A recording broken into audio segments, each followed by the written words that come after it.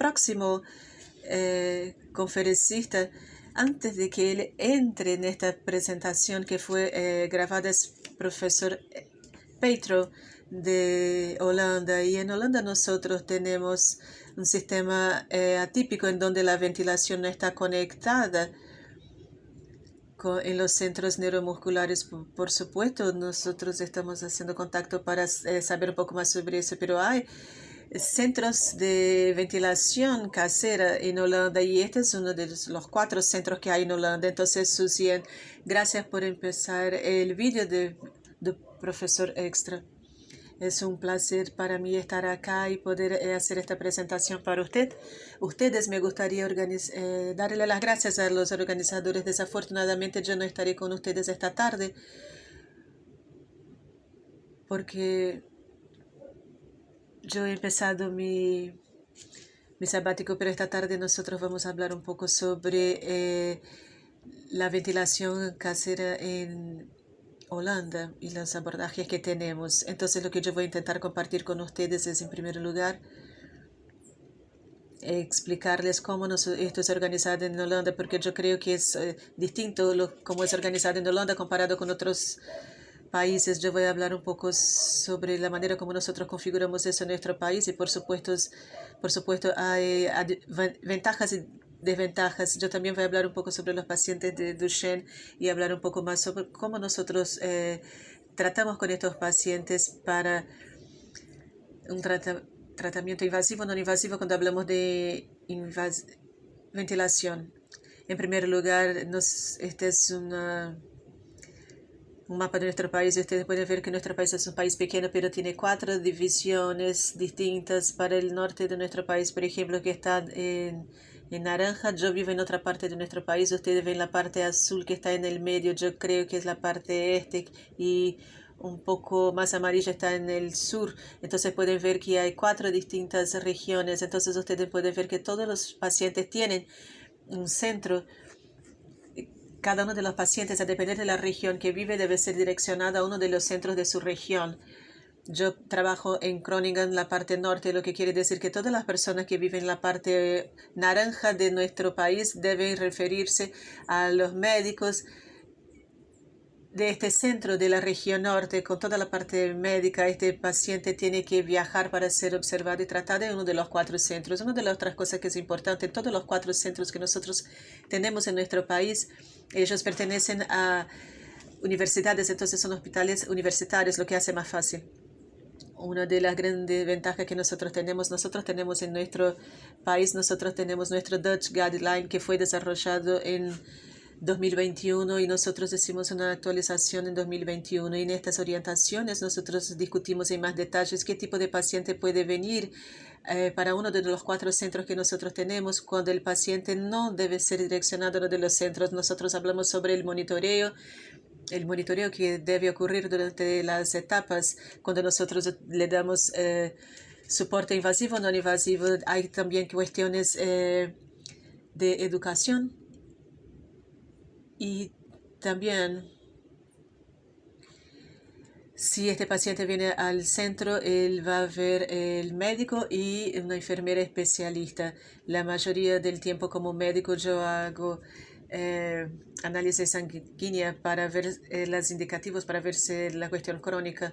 También las enfermeras les dan muchas informaciones sobre la ventilación y por supuesto, como ustedes saben, tal vez mejor que yo, es que la cuestión del reclutamiento. Yo creo que es muy importante empezar el tratamiento con este tipo de paciente, aunque este paciente no necesite la ventilación. Todo el tiempo es importante utilizar la máquina de tos, cough machine. Entonces no hay necesidad de hacer este acompañamiento, este seguimiento en un momento específico. Nosotros hacemos este seguimiento a cada 5 o 6 meses en el centro para ver en qué etapa el paciente está y las necesidades que tiene para el apoyo. Tal vez sea o no el momento de empezar con la ventilación, entonces debe ir inmediatamente al hospital para iniciar. Otra cosa que también creo que es muy importante es que la mayoría de los pacientes que son direccionados a nosotros. Ellos tienen sus propios médicos y nosotros siempre tenemos un intercambio. Ellos tienen cuidado. Nosotros no somos responsables por todo el cuidado del paciente. Nosotros compartimos eso porque el paciente es visto por pediatras y otros médicos, entonces estamos todos en el mismo camino. Otro punto que yo creo que tal vez no específico en nuestro país, pero normalmente ustedes pueden ver al lado izquierdo, nosotros tenemos acá el Centro de Asistencia para Enfermedades Crónicas en nuestro hospital, donde puede no ser muy confortable para el paciente porque ellos tienen que venir al hospital y normalmente, especialmente los pacientes que tienen mucha discapacidad, lleva mucho tiempo para ellos hacerle todas las cosas que necesitan hacer. Entonces estos pacientes son referenciados al paciente. Entonces el paciente deja su ambiente normal en donde ellos empezaron con la ventilación no invasiva, entonces ellos tienen que volver a la máquina. Y muchas veces es nuevo para las personas cuidar de este tipo de paciente. Muchas de las veces entonces nosotros creemos que sería más barato y mejor también hacer eso en casa. Y ustedes ven abajo 3 distintos tipos de estudios en donde nosotros comparamos la iniciación de este soporte adentro del hospital y fuera del hospital. Y aquel que es hecho solamente en casa. Y los estudios muestran que el inicio de una ventilación no invasiva es eficiente, es más barata y segura también hacerla en casa. Entonces, cuando esto no es hecho y el paciente, supongamos, está obeso y tiene DMD, los pacientes con Duchenne pueden y deben empezar en casa. Es mucho más fácil que empezar a utilizar la ventilación en el hospital. Otros servicios que son específicos en nuestro país es que nosotros tenemos un programa de educación nacional para todos los pacientes o para los pacientes que tienen ventilación mecánica o no. Esto quiere decir que todas las personas o las personas que cuidan de estos pacientes profesionales, cuidadores, familiares, serán entrenados con las habilidades para poder ayudar a los pacientes de la misma manera. Entonces nosotros tenemos un tipo de mezcla de aprendizaje y yo creo que es muy importante para que todas las personas que están entrenadas de la misma manera, porque si el paciente está cambiándose de una región hacia la otra, va a tener el mismo tipo, va a recibir el mismo tipo de cuidado comparado con la región en donde él estaba viviendo. Entonces yo creo que es algo muy positivo la manera como nosotros hacemos para el cuidado de pacientes en nuestro país. Para el número de pacientes, nosotros tenemos, este es el número total de pacientes que está utilizando ventilación mecánica en nuestro país. Esto significa que estos no son pacientes que apenas utilizan BiPAP en los centros. Estos son pacientes que utilizan los ventiladores. Entonces tenemos todos los pacientes juntos. Todos estos pacientes necesitan este soporte, son mostrados en esta diapositiva. Ustedes ven que hubo un incremento del número de pacientes para entre 91 y 2012, 2017, 2022.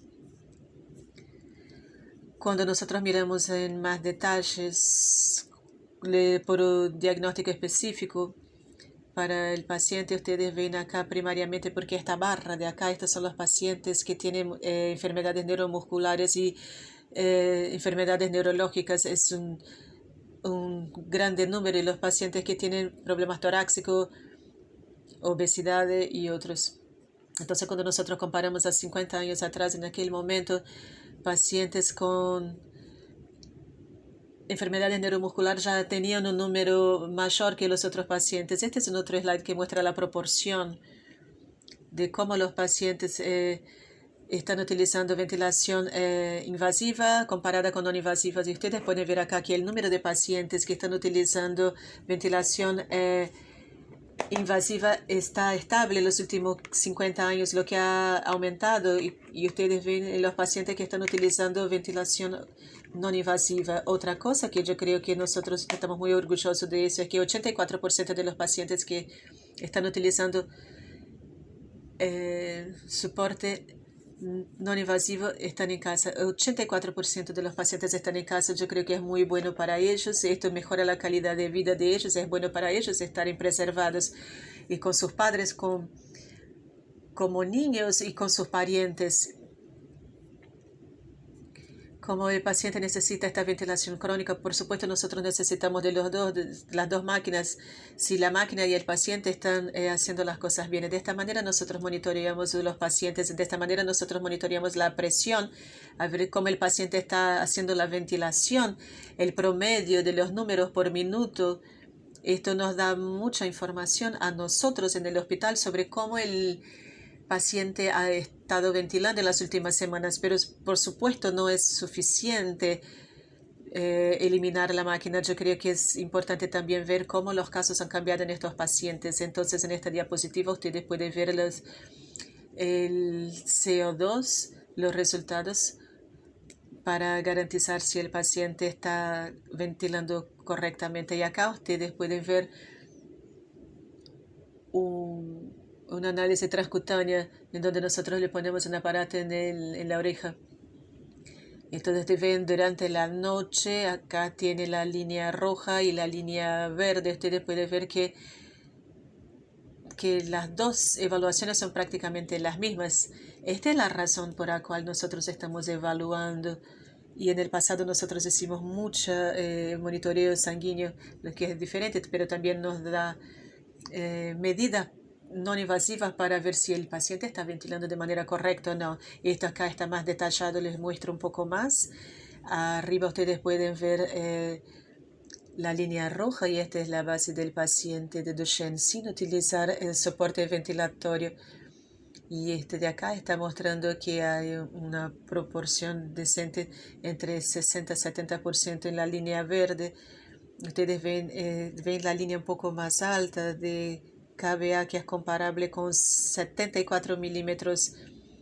Entonces, eso quiere decir que el paciente tiene problemas severos y necesita la ventilación. Cuando nosotros ponemos esto en la diapositiva, usted puede ver que acá el paciente está utilizando el ventilador, la saturación está perfecta, 100%, y acá usted ve que ha empezado un poco alta y usted ve una reducción pasado algunas horas y después vuelve a la normalidad. Entonces, esto le muestra a usted que de esta manera nosotros podemos monitorear el paciente de una manera muy adecuada en casa. El paciente está en casa, entonces esta evaluación es hecha durante la noche en casa y los resultados son enviados al hospital y de esta manera nosotros podemos garantizar que el paciente está ventilando normalmente y adecuadamente. Entonces, las organizaciones tienen muchas ventajas, pero desventajas. Como ventajas, yo creo que tenemos la uniformidad, que todos los centros están tratando de pacientes con los pacientes de la misma manera.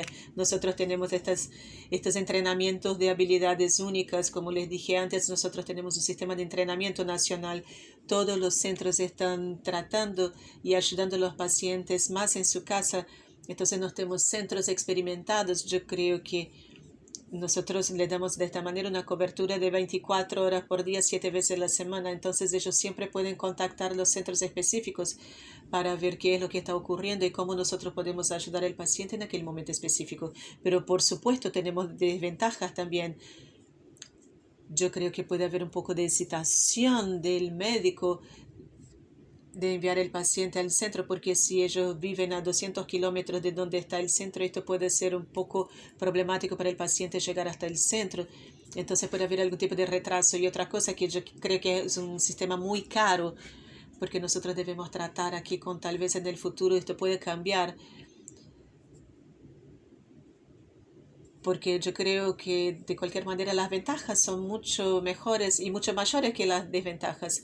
Entonces, hablando más en detalle de los pacientes con Duchenne, cómo nosotros tratamos de estos pacientes, cómo nosotros ayudamos a este paciente de una manera no invasiva o invasiva. Entonces, en esta diapositiva ustedes pueden ver las distintas edades de los pacientes con Duchenne. Y estos son los pacientes de nuestro centro, alrededor de 50 pacientes que van a empezar la ventilación mecánica en casa. Entonces el paciente empieza a la edad de 8. Entonces tenemos pacientes también con 36 años. El punto es que en este momento nosotros tenemos la mayoría de ellos que están ventilando de manera no invasiva en esta diapositiva.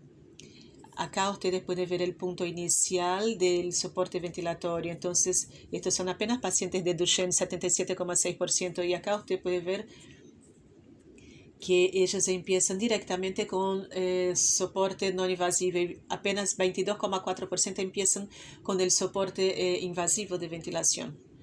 Esta situación ha cambiado porque cuando nosotros miramos hacia atrás, los primeros pacientes con Duchenne empezaron con la ventilación, era en 1990-91. Entonces, cuando nosotros miramos hacia los 10 primeros pacientes, ellos empezaron con esta ventilación y cuando nosotros utilizamos los últimos pacientes, todos ellos han empezado con ventilación no invasiva. Por otro lado, nosotros tenemos algunos pacientes que son más grandes y algunos de ellos prefieren, puede ser un poco más complicado.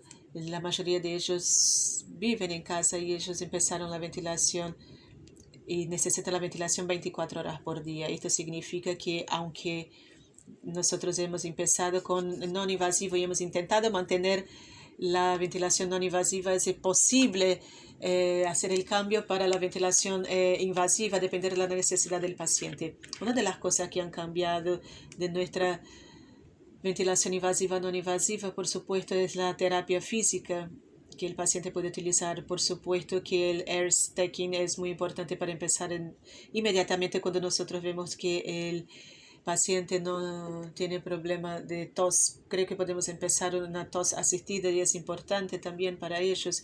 La máquina el exsuflador es muy importante, la máquina de tos. Y de esta manera nosotros podemos hacer la transición. Otra cosa que es una posibilidad para poder ventilar el paciente de manera no invasiva por 24 horas por día es la ventilación por la boca. Yo creo que esta foto tiene unos 10 años cuando nosotros empezamos. Hay un estudio muy bueno de Bélgica hace unos años que muestra donde el paciente está utilizando esta ventilación de boca durante el día y comparada con la ventilación nocturna utilizando la mascarilla. Esto lo lleva al mismo nivel, entonces yo creo que la ventilación bucal es muy eficiente. Y finalmente yo creo que nosotros estamos muy orgullosos del hecho de que nosotros empezamos la ventilación con los pacientes, hemos empezado hace 50 años. Entonces nosotros tenemos 7% de los pacientes. Esto creo que tenemos un número más alto ahora. Entonces ahora llegando a mi conclusión, yo mostré a ustedes lo que nosotros hacemos acá. Nosotros tenemos organizaciones muy estrictas, pero muy bien organizadas.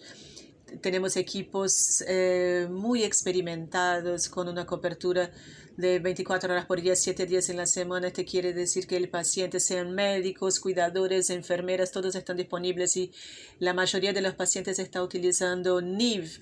Muchísimas gracias por su atención.